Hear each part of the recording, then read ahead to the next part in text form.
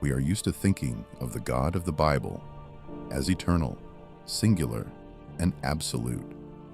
But archaeology and ancient texts paint a different picture. There was a moment when Yahweh was unknown in Jerusalem. There was a moment when he was merely one of 70 sons of a higher supreme God.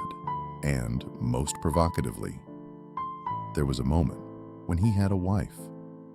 Today, we trace the explosive journey of this deity from desert campfires to the throne of the universe. The God of the South. Yahweh was not a native Canaanite god. He was an outsider. Archaeology locates his origin to the south, in the harsh deserts of Edom and Mid-Eon.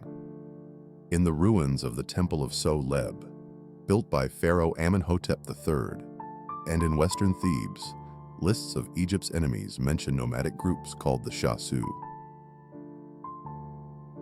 One specific entry reads, Ta Shasu Yahwa, which translates to the land of the Shasu of Yahwah.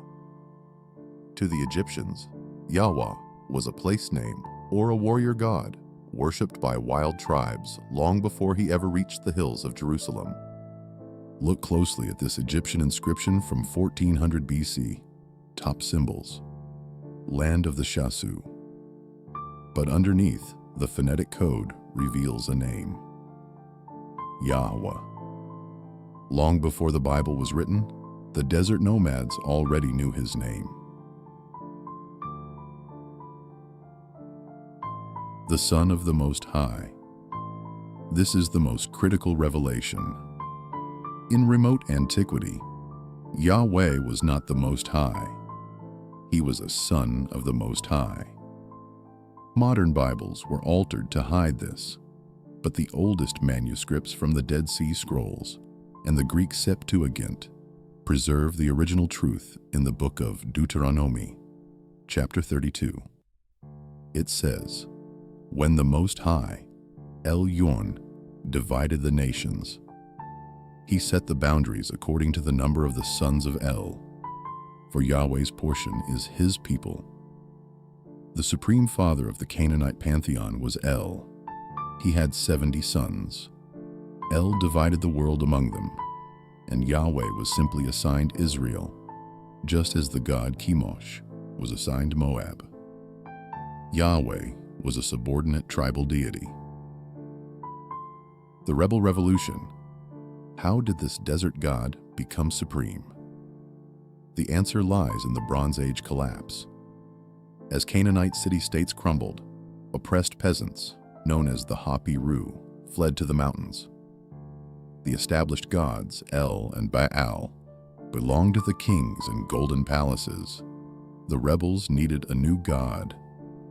Yahweh, the fierce, unhoused warrior from the desert, became the symbol of their resistance. Worshipping Yahweh was a political act of rebellion against the Canaanite aristocracy. Yahweh and his Asherah. The path to monotheism was messy. For centuries, Yahweh was not alone. In the late 1970s, archaeologists at a place called Kuntillet Ajrud found 8th century inscriptions that sent shockwaves through the religious world. They read, I bless you by Yahweh of Samaria and by his Asherah. This creates a massive scholarly debate over a single suffix. In Hebrew, you normally cannot add the suffix his to a proper name. Some say Asherah is just a ritual object, a sacred wooden pole, but others point to the thousands of pillar figurines found in Israelite homes.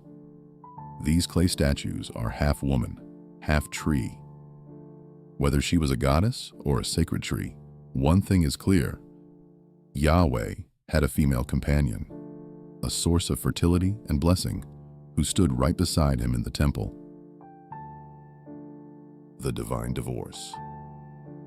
The transformation was finalized during the Babylonian exile in the 6th century BCE. When the temple fell, the priests had to reinvent their god to survive. They declared that Yahweh had not lost to the gods of Babylon. Instead, he had used Babylon to punish Israel. They absorbed the majesty of El and the power of Baal into Yahweh, creating a single, solitary master of the universe.